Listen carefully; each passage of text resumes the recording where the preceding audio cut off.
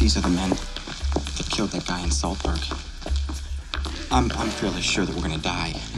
I just want to tell you how disappointed I am that we're not gonna get to go to California together. We're not dead yet. Pretty darn close. No. If I can get them to take me with them, maybe I can get away and then come back for you. I mean, don't forget, we do need a car, and they obviously have one. Just go along with whatever I do, okay? Okay. Retail therapy used to be a joke, an ironic, slightly shameful ritual after a breakup or bad day. You'd swipe your credit card a few too many times, joke about your impulse buys with friends, and maybe stash the bags out of sight as if pretending the spending spree never happened. But somewhere along the way, it stopped being funny. Now it's a lifestyle. It's an aesthetic, a curated ritual of self-expression and self-care. These days, buying yourself a throw blanket, a pastel planner, and a hydrating serum isn't seen as a moment of weakness. It's a form of empowerment. And Target, that red shopping cart, has become a symbol of modern womanhood, as a space where indulgence feels responsible, where consumerism is painted as emotional well-being, and where spending money is framed as a form of self-respect. You're not just shopping, you're participating in a cultural experience. It's soft, it's safe, it's aesthetic, and above all, it feels good. But when did a store start feeling like therapy? When did minimal packaging and soft lighting become a stand-in for liberation? This phenomenon, which I'm calling the Target effect, is more than just smart branding.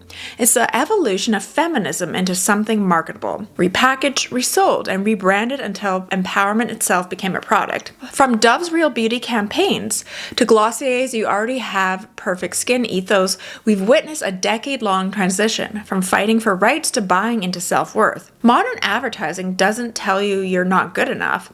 It tells you that you are good enough, but gently implies you'd be better with their product. Because behind every girl boss tote bag and you go girl mug is a much older story, one where freedom has always come with a price tag. And often the price is rung up quietly at the checkout counter with a dopamine hit and a recyclable bag. In this video, we're going to unpack this cultural shift and trace its roots. First, we'll redefine exactly what the Target effect is and why it resonates so deeply. Then we'll dive into the birth of feminist marketing in the 70s, when companies first realized that empowerment could be profitable. We'll look at how brands like Dove and Glossier perfected the art of selling identity. We'll explore why Target in particular has become a haven, and whether it's actually empowering or just clearly manipulative. Finally, we'll ask the big question: can capitalism ever truly empower women, or are we just performing freedom inside a beautifully mechanized trap?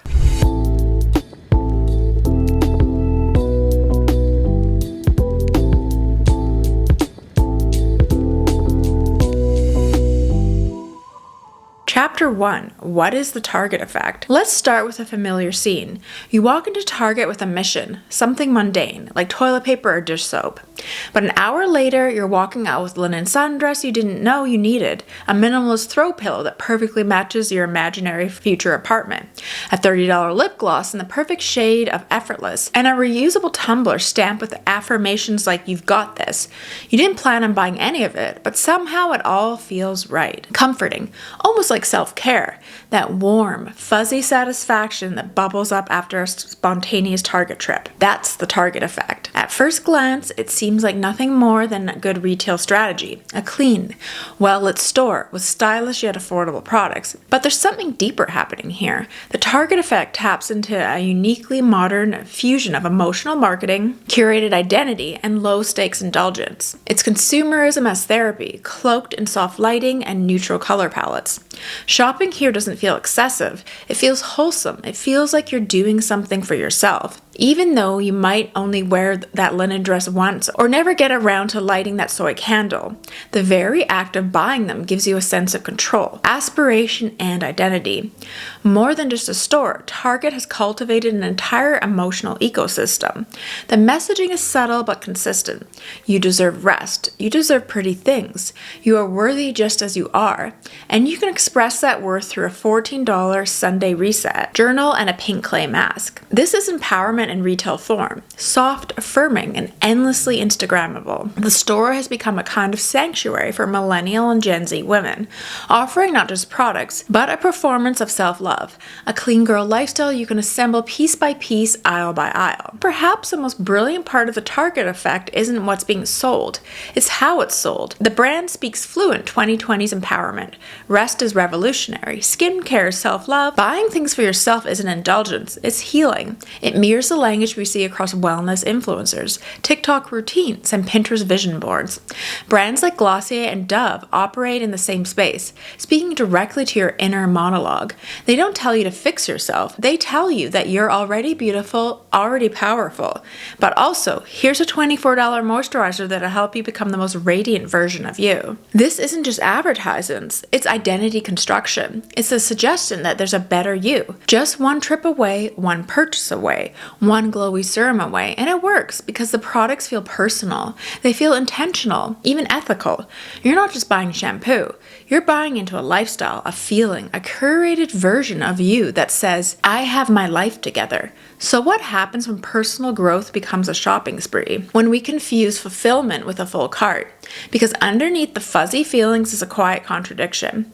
Can we truly consume our way to empowerment? Or are we simply participating in a prettier, more palatable version of the same old consumer cycle? One that's been rebranded in millennial pink. Ask yourself this.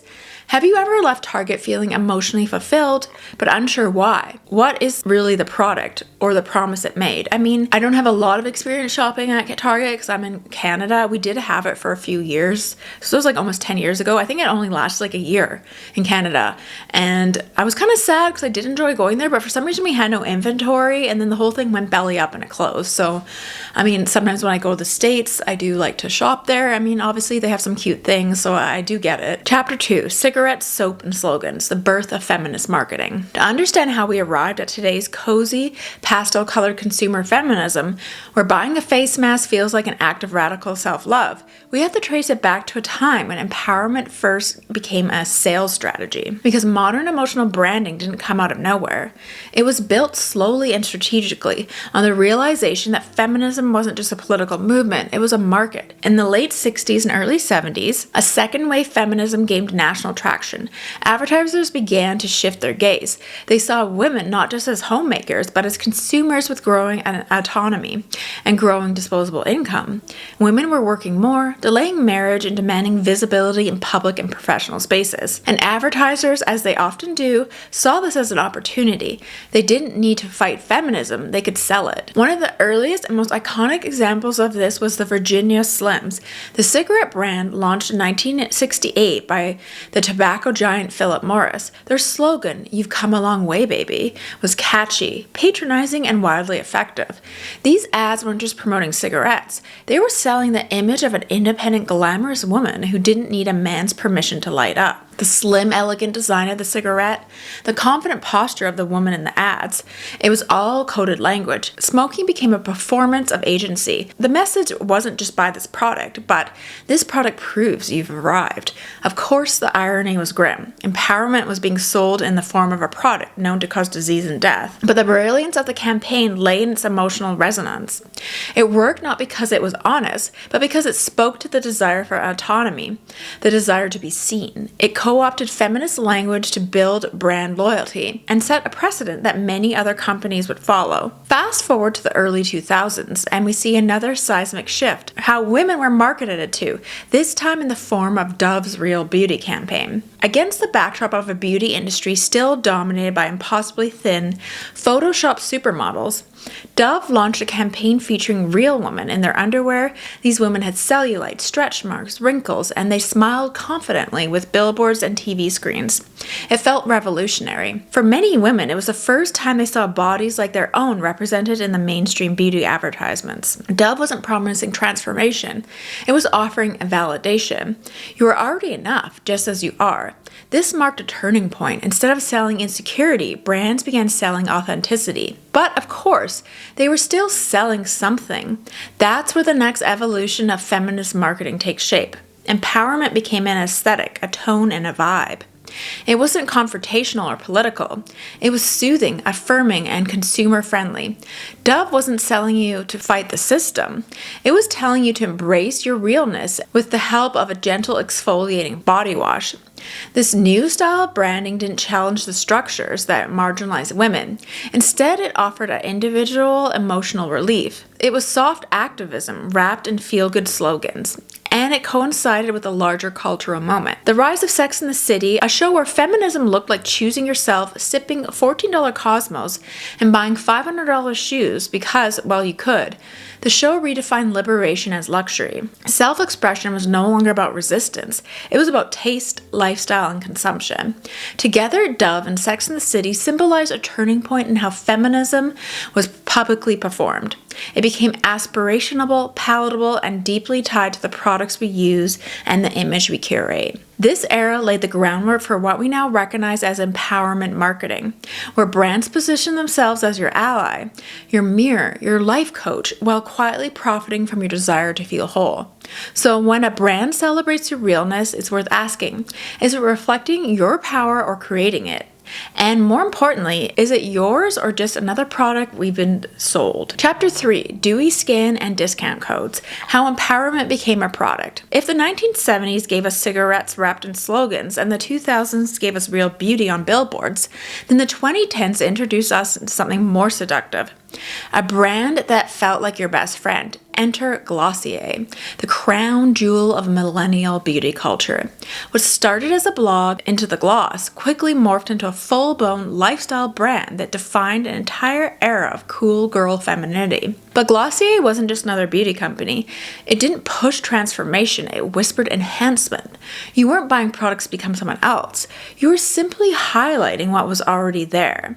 Their messaging was clear. You already have great skin. You just need this $22 cleanser to let it shine. The tone was casual, intimate, non-invasive.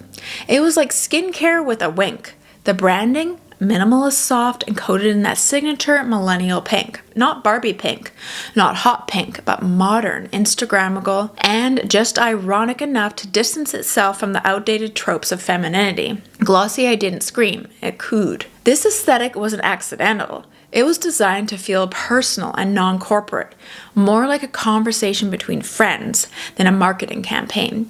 Their packaging was sleek, their tone of voice approachable, and their advertising filled with fresh-faced women who looked more like you than like supermodels. You weren't just being sold an ideal, you were being sold you, but a little bit dewier. At the same time, Dove continued evolving its Real Beauty campaign. Now, over a decade into its life cycle, the brand pivoted to a deeper emotional storytelling, addressing girls' self-esteem, combating Photoshop, and portraying aging as beautiful.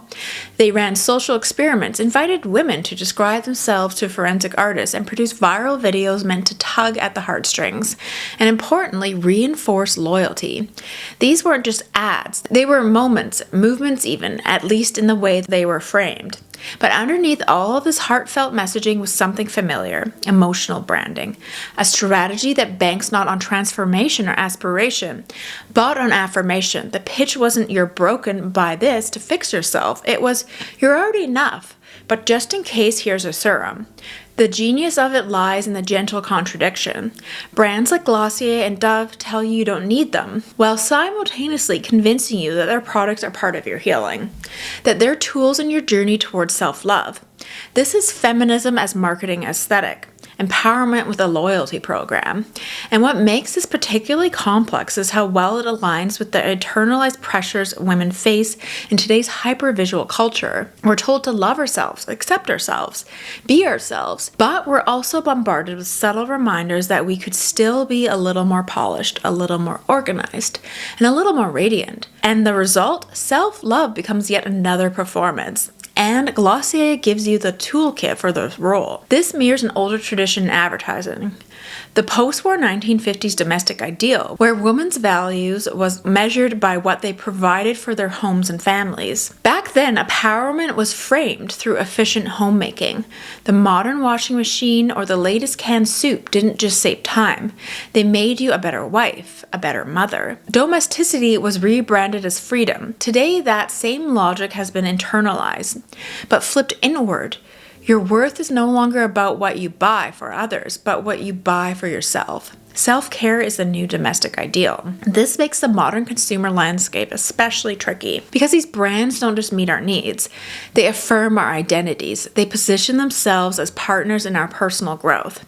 So buying Glossier isn't just about skincare, it's about aligning with a set of values: minimalism, wellness, and authenticity, and ease. Buying Dove isn't just about soap, it's about choosing kindness, body positivity, and self-acceptance. But here's the tension: when self-love becomes a sales pitch, is it still your love? Or is it a curated feeling, delivered in recyclable packaging and approved by corporate focus groups? Because empowerment, when filtered through capitalism, often becomes self-optimization. It feels like liberation, but it functions as control. Gentler, prettier, and harder to resist. So the next time a brand tells you that you're already perfect, take a moment to notice the small print, but only if you buy this limited edition set. And here's the question to sit with. When self-love is marketed back to us by billion-dollar companies, how do we know if it's real or if it's just another product we've been trained to need? Chapter 4, the soft glow of empowerment. Target as a cultural haven and commercial trap. Let's return to where we began. Target. Because this is more than just a store, it's an experience, a mood, a modern sanctuary. For many women, especially millennials and Gen Z, a Target run isn't just a chore. It's a ritual, a micro-vacation, a form of self-soothing that feels indulgent but still responsible. Target has managed to carve out a unique space in the cultural psyche, a place where femininity is not only accepted but gently celebrated, without the pressure or performativity of traditional retail spaces. Unlike the chaos of the mall and the high glam intensity of Sephora, Target is approachable. It's soft, it's organized, predictable in the best possible way. Its aisles are wide and calm, its displays are curated but not intimidating. You can shop without being judged, browse without pressure, and wander in yoga pants without feeling out of place.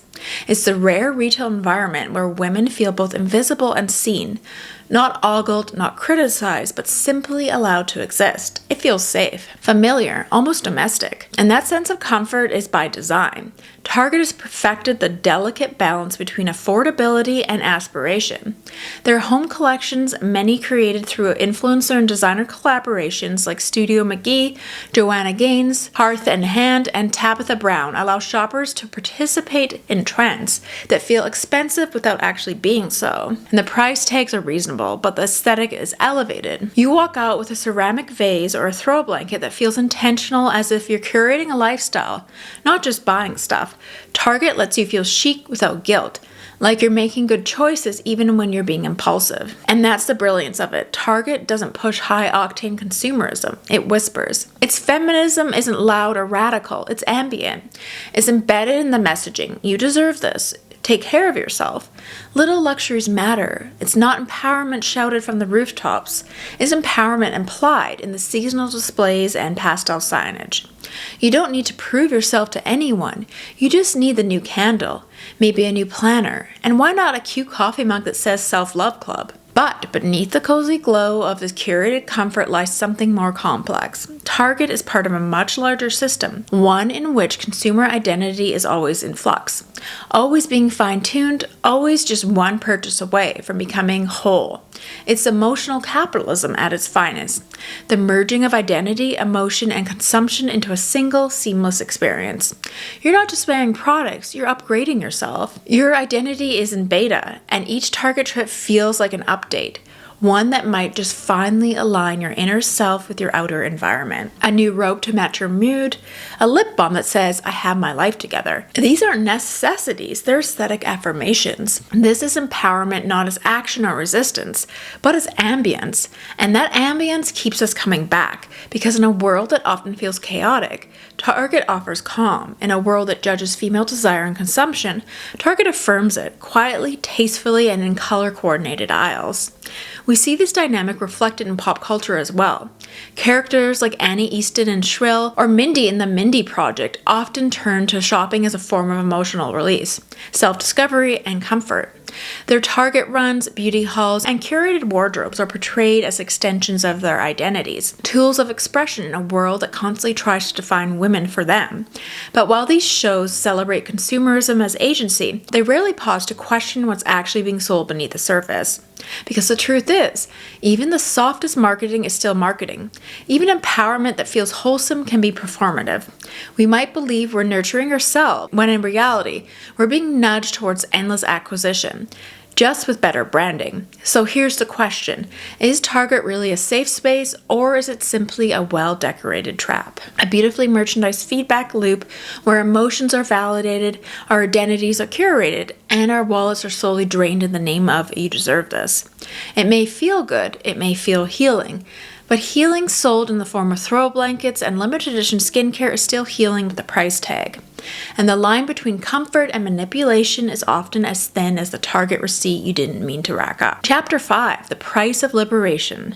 Can capitalism ever really empower women? Here's the uncomfortable truth at the core of everything we've explored.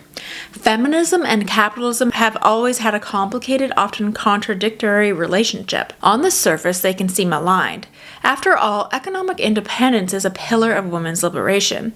The right to work, to open a bank account without a husband's signature, to own property, to start a business. These were and are crucial victories. The ability to participate fully in an economy is a form of power. Without it, there's no real autonomy.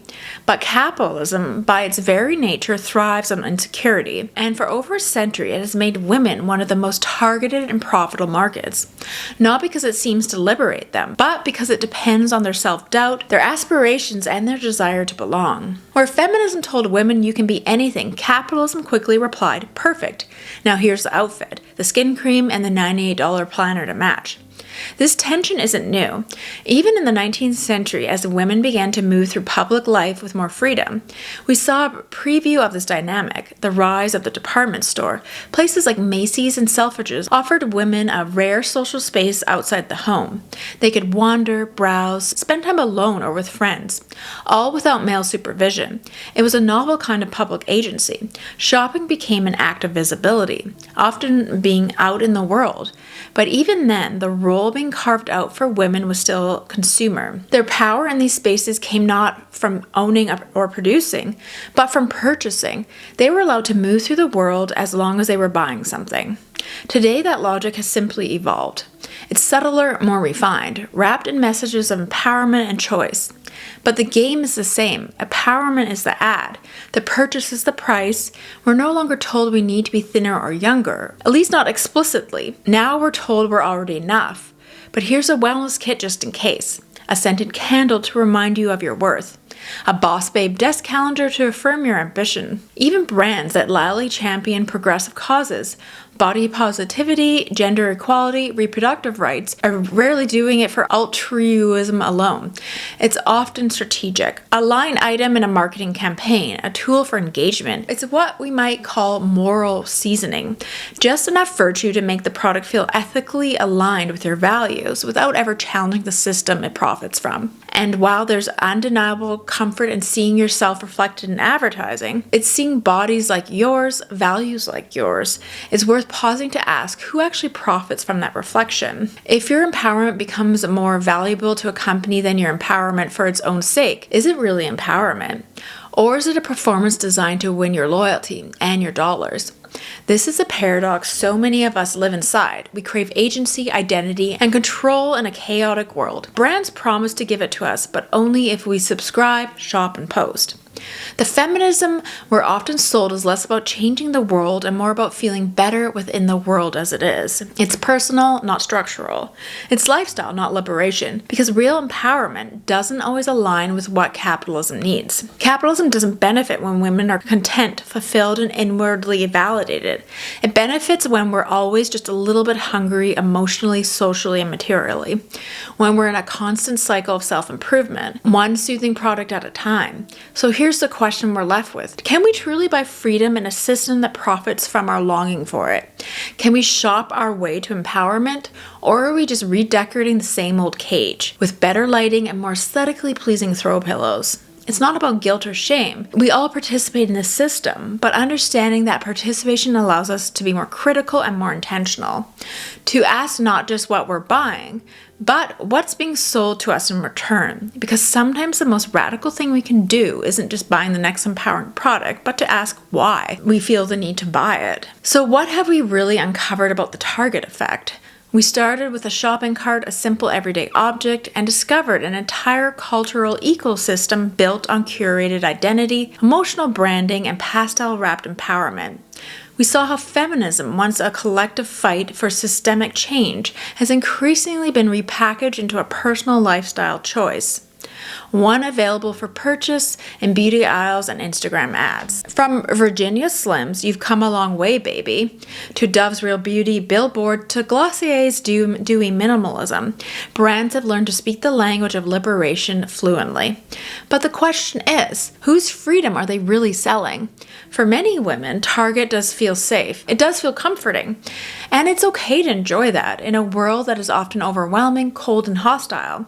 Who wouldn't want to retreat into space that offers gentle lighting, clean displays, and an affirmation or two on a coffee mug? But as we've explored, that comfort comes with a cost, and not just a financial one, because when empowerment is filtered through capitalism, it often becomes about appearance over substance. It tells us we're enough so long as we keep consuming just a little more. And it rarely asks us to challenge the systems that made us feel not enough in the first place.